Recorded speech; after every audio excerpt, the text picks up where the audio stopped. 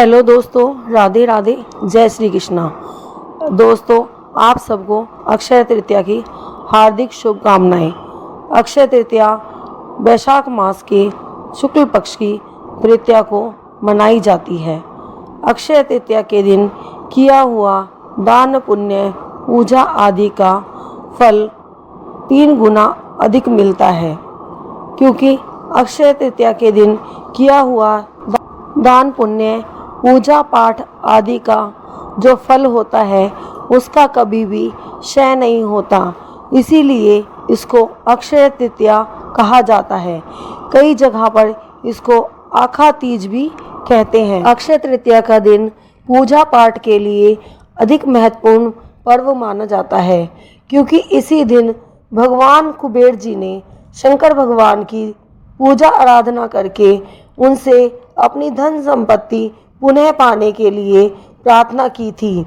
तब भगवान शंकर ने माता माँ लक्ष्मी की पूजा करने की सलाह दी थी। तब भगवान कुबेर जी ने माता माँ लक्ष्मी की पूजा आराधना करके अपनी धन संपत्ति पुनः प्राप्त की थी।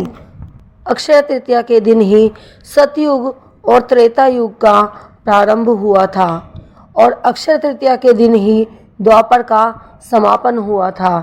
इसी दिन श्री वेद व्यास जी ने और गणेश जी ने मिलकर महाभारत ग्रंथ की रचना की थी और इसी दिन महाभारत के युद्ध का समापन भी हुआ था।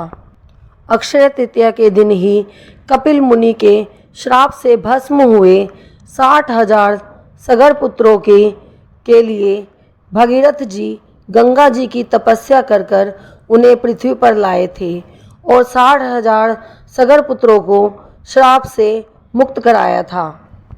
इसी दिन भगवान शंकर ने माता पार्वती को अमर कथा भी सुनाई थी और इसी दिन वृंदावन में श्री बांके बिहारी जी के चरणों के दर्शन भी कराए जाते हैं और इसी दिन बांके बिहारी जी और श्री हरिदास जी महाराज का चंदन से श्रृंगार किया जाता है और भारत के उत्तराखंड में स्थित श्री बद्रीनाथ धाम के कपाट भी आज ही के दिन खोले जाते हैं।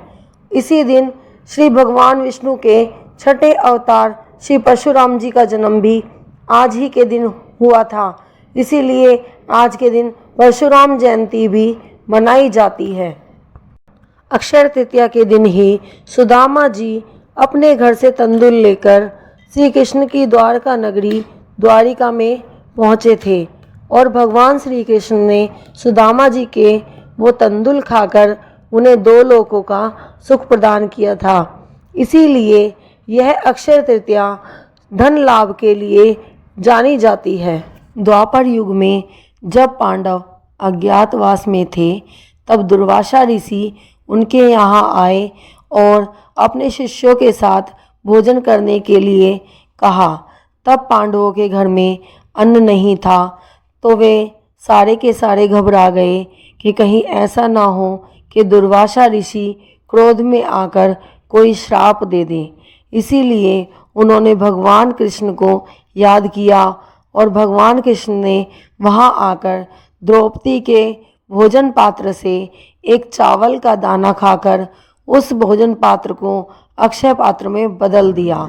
अक्षय तृतीया के दिन किए हुए दान पुण्य पूजा आदि का फल अधिक मिलता है। इसी के बारे में एक पौराणिक कथा बहुत ज़्यादा प्रचलित है। पौराणिक कथा के अनुसार शाकल नगर में धर्मदास नामक वैश्य रहता था। धर्मदास स्वभाव से बहुत ही आध्यात्मिक प्रकृति वाला था, जो देवताओं और ब्राह्मणों का पूजन किया करता था। दान पुण्य आदि धर्म करना उसे बहुत अच्छा लगता था। एक दिन वैशाख मास की उसने कथा सुनी, जिससे उसे पता चला कि वैशाख शुक्ल तृतीया को अक्षय तृतीया होती है और इस दिन किए हुए दान पुण्य का अत्यधिक फल प्राप्त होता है। यह सुनकर उस वैश्य ने अक्षय तृतीया के दिन गंगा स्नान कर अपने पितरों का तर्पण किया। स्नान के बाद घर जाकर देवी देवताओं का विधि विधान से पूजन कर ब्राह्मणों को अन्न, सत्तू, दही, चना, गेहूँ, गुड़, ईख, खांड आदि का श्रद्धा भाव से दान किया। धर्मदास की पत्नी उसे बार बार मना करती, लेकिन धर्मदास अक्षय तृतीया को दान जरूर करता था। कुछ समय बाद धर्मदास की मृत्यु हो गई। कुछ समय पश्चात उसका पूर्व जन्म द्वारका की कुशावती नगरी में राजा के रूप में हुआ।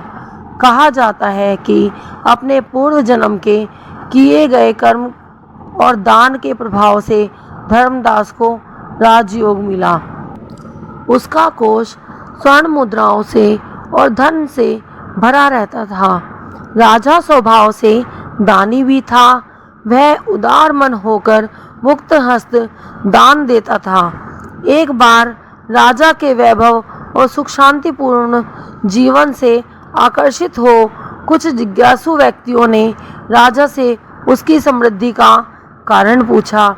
राजा ने स्पष्ट रूप से अपने अक्षय तृतीया व्रत की कथा कह सुनाई और यह कहा कि सब कुछ अक्षय तृतीया के व्रत की कृपा से ही है। राजा से यह सुन उन जिज्ञासु पुरुषों और राजा की प्रजा ने नियम से विधान से सहित अक्षय तृतीया का व्रत करना प्रारंभ कर दिया। अक्षय तृतीया के दिन इस कथा को अवश्य सुनना चाहिए और सबको व्रत और पूजन भी करना चाहिए। अक्षय तृतीया के व्रत में भगवान विष्णु, माता महालक्ष्मी और भगवान शिव का पूजन करना चाहिए। वीडियो को लास्ट तक देखने के लिए आप सबका बहुत बहुत धन्यवाद और इसी के साथ मिलते हैं नेक्स्ट वीडियो में। इसी के साथ बोलिए जय श्री हरि विष्णु, जय माता महालक्ष्मी।